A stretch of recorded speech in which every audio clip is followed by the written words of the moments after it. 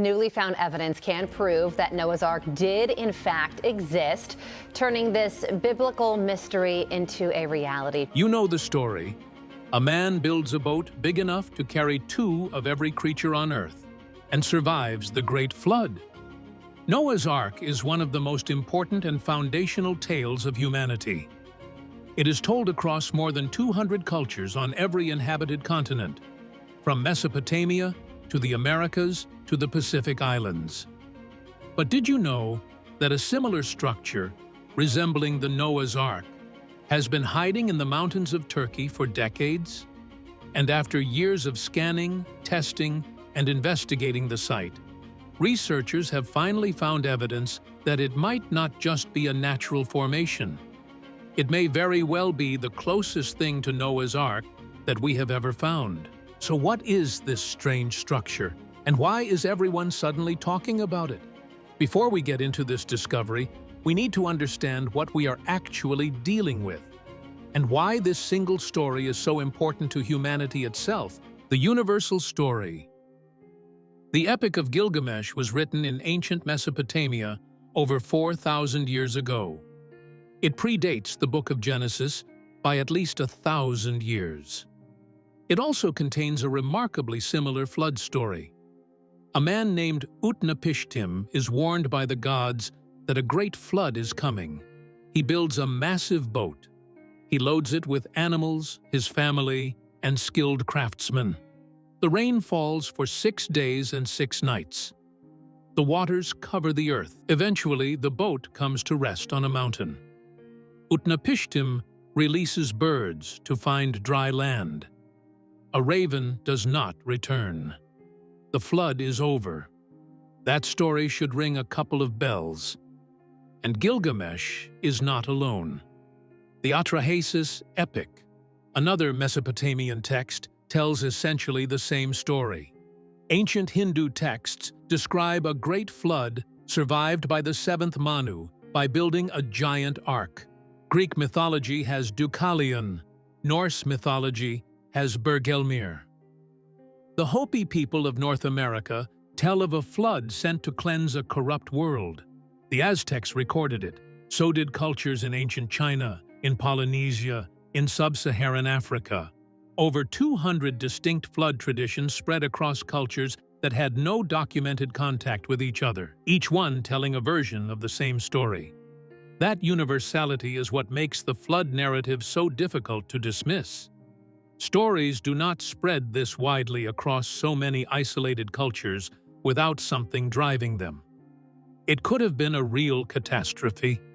It could have been a shared memory carried by migrating peoples. Or it could be one of humanity's oldest and most powerful archetypes. A strange formation. In 1959, a Turkish army captain named İlhan Durupinar was conducting a routine aerial mapping mission over eastern Turkey when something in the Tendürek Mountains made him stop.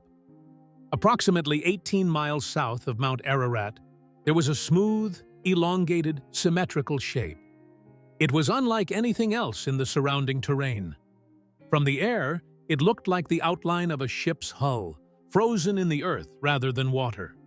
The formation that would carry Durupinar's name sits at about 6,500 feet above sea level. It is 538 feet from tip to tip and 157 feet across at its widest point. From above, it has a pointed end, a rounded end, and raised flanks that trace the outline of a hull with unnerving precision. The surrounding terrain is rough and volcanic. Nothing else in the area looks anything like it. The photographs went public and drew immediate attention. Early investigators visited the site in the 1960s, took measurements, and studied the geology.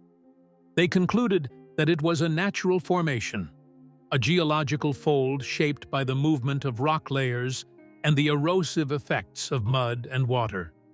Interesting, they said, but nothing special. The Turkish government eventually designated the area a national park.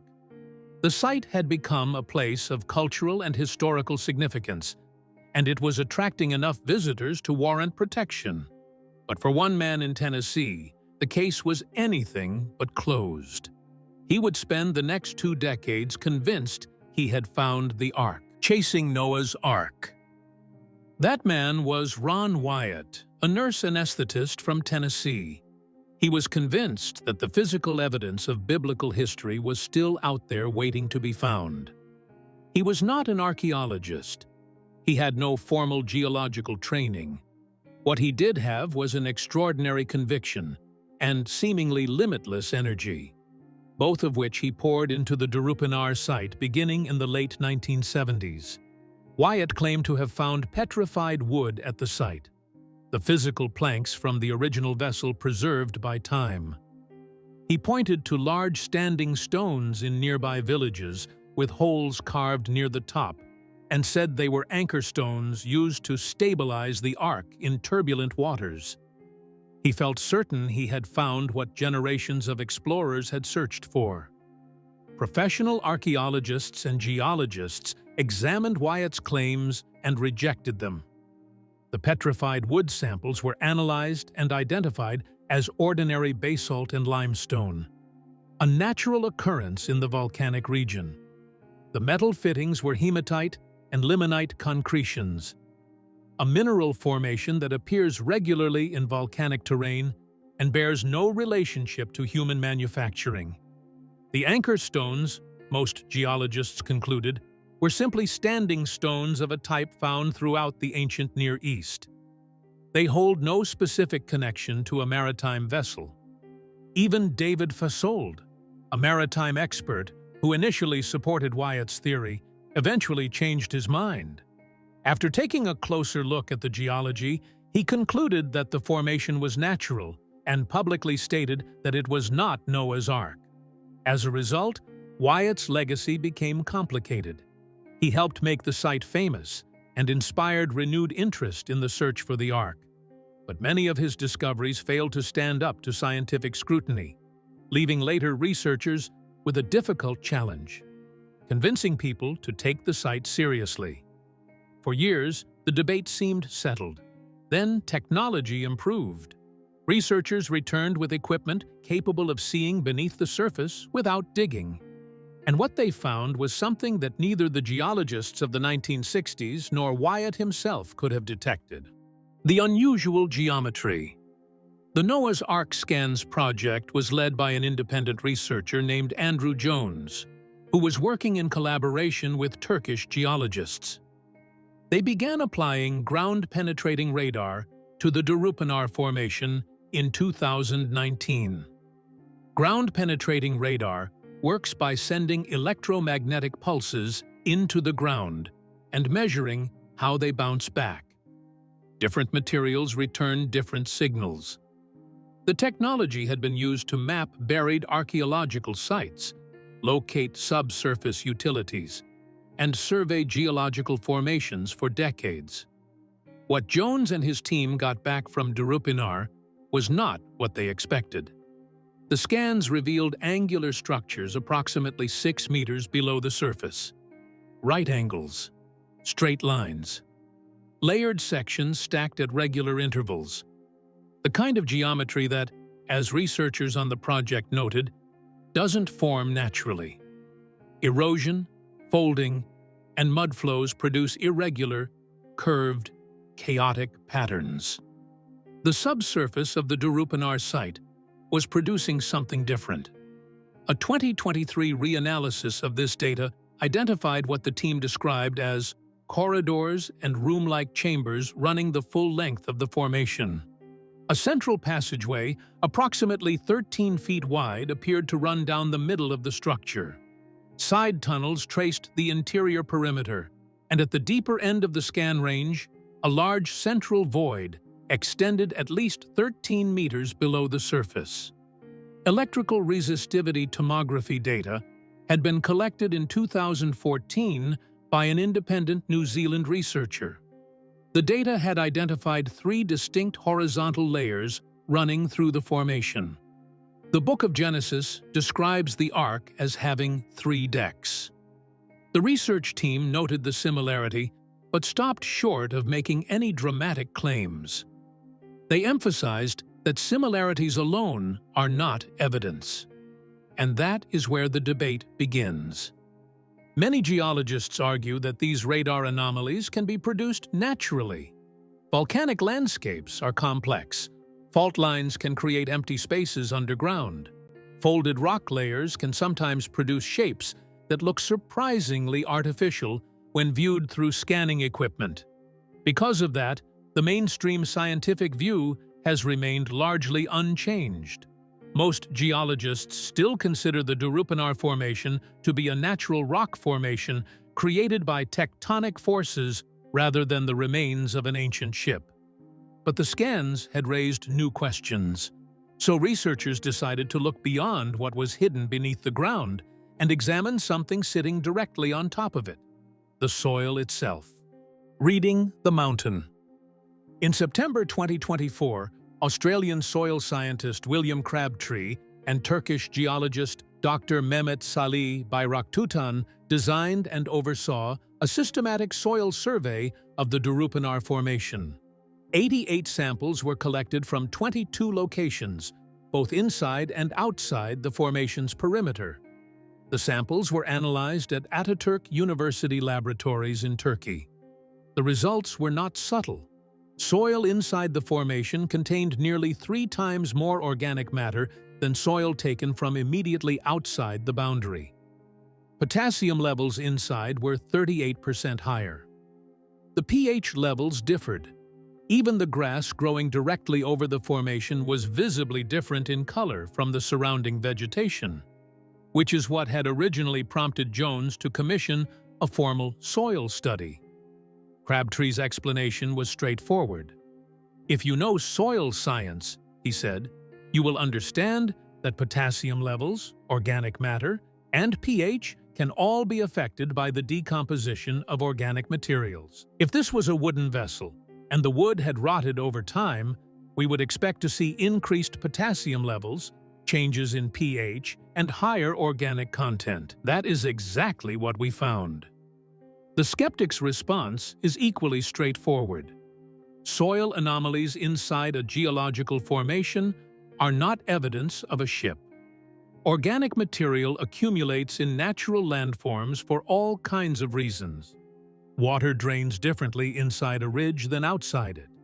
Vegetation grows differently on slopes with varying sun exposure. Mineral concentrations shift for geological reasons that have nothing to do with human construction. The soil results are interesting. They are not conclusive. What makes the soil finding significant is that it is the first formally documented, peer-reviewed chemical anomaly at the site, and it cannot be easily explained by the standard geological model. The 1996 paper by geologist Lawrence Collins remains the most cited scientific dismissal of Durupinar. It describes the formation as ordinary sedimentary rock with no evidence of modification. The 2024 soil data suggests the interior of that rock formation is chemically different from its surroundings in a way that Collins's analysis did not account for. It does not mean there is a ship buried there. It means the formation is still producing surprises. And while researchers were studying the soil on a mountainside in Turkey, another group of scientists was investigating a much bigger question: not whether the Ark was real, but whether the flood itself might have been. The Black Sea theory.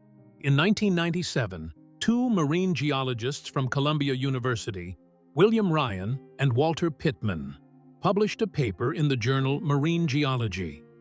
They argued that roughly 7,600 years ago, the Black Sea was a freshwater lake, sitting well below the level of the Mediterranean. A land bridge across what is now the Bosphorus Strait separated the 2 bodies of water. Then that barrier failed. Mediterranean water broke through and poured into the Black Sea basin at a rate estimated to be 200 times the flow of Niagara Falls. Within a matter of months, the freshwater lake was gone. In its place was a salt sea. Robert Ballard, the oceanographer who located the Titanic, led expeditions into the Black Sea in 2000. He found what appeared to be an ancient shoreline, preserved 400 feet below the current surface, and evidence of what he described as a catastrophic rise in sea level. The discovery generated headlines, but subsequent geological research complicated the picture significantly. A 2023 paleoceanographic review found persistent outflow from the Black Sea, rather than the dramatic inflow Ryan and Pittman described. Studies of sediment cores and fossil assemblages suggested the transition from freshwater to saltwater was gradual. It was not the single violent event the hypothesis required. The current scientific consensus is that the Black Sea did undergo significant changes in the early Holocene, but the evidence for a single catastrophic flood event is, at best, ambiguous. What the Black Sea research did establish is that the flood, in some form, happened. The ancient world experienced catastrophic water events large enough to displace communities and become the source of centuries of storytelling. What the mountain still hides. The Durupinar investigation, as it stands today, is more rigorous than anything that came before it. The 2024 soil study was formally designed and analyzed at a university laboratory. The ground-penetrating radar work has been documented and shared. The team has been careful, in its own telling, not to overstate what the data shows. Andrew Jones has said explicitly that he does not expect to find a fully preserved wooden vessel. What he is looking for, and what the scans appear to be finding, is what he calls the chemical imprint. Pieces of wood in the ground, the shape of a hall. The scientific community remains unconvinced. No peer-reviewed paper has been published concluding that the Durupinar Formation shows evidence of human construction. The formation has not been excavated. Turkey has not issued permits for controlled excavation at the site, a fact that several researchers have noted with frustration. Without excavation, the claim that something man-made is buried under Durupinar will remain exactly that. A claim, nothing more. What makes this different from Wyatt's era is the quality of the instrumentation and the caution of the interpretation. Jones and his collaborators are not announcing that they have found the Ark. They are announcing anomalies that the standard geological model does not fully explain. That is a different statement altogether. And for a site that has been studied since the 1960s, it is also a genuinely new development. The site has one more thing working against easy resolution. Durupinar sits 18 miles south of Mount Ararat. Genesis says the Ark came to rest on the mountains of Ararat, a phrase that in the original Hebrew refers to the ancient kingdom of Urartu, a broad mountainous region of which the Tenderek Range was historically a part. But popular tradition has long placed the Ark specifically on Mount Ararat's icy summit. Decades of expeditions chasing that tradition have produced nothing. Blurry photographs, staged wooden chambers, satellite images that turned out to be shadows. The mountain that culture decided was the obvious answer has repeatedly produced no evidence. The unfinished story. Here is what we can say with confidence. A boat-shaped formation exists in the mountains of eastern Turkey. It is 538 feet long.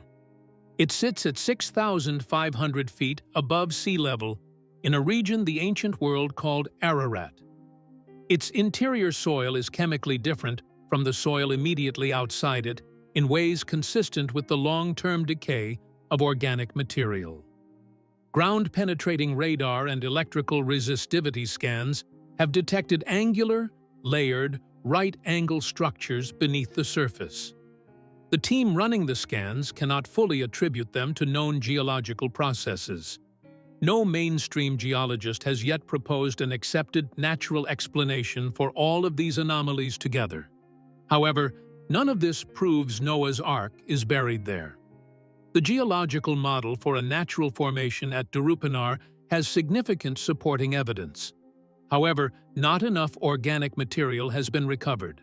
No excavation has been conducted under controlled scientific conditions from the site. The researchers doing the most recent work are independent investigators without formal archaeological credentials. They are working on a site that the academic establishment has already dismissed once. The geometry is not behaving the way a pure geological formation should, and the formation has been sitting there in the mountains for as long as anyone has been looking, waiting for someone to ask the right question with the right equipment. The flood story, one way or another, does have roots in real events. Catastrophic floods happened. The question of whether those events produced a man named Noah and the story of the Great Ark remains unanswered. Nobody is claiming it is Noah's Ark. Nobody can prove it is not. The permits for excavation of the site have not been granted, and the mountain still keeps its secret. So, what do you think hides under Mount Durupinar? A geological accident that has been fooling researchers for decades, or something much bigger? Let me know your thoughts about this in the comments below. If you like this video, please give it a thumbs up and subscribe for more amazing stories like this one.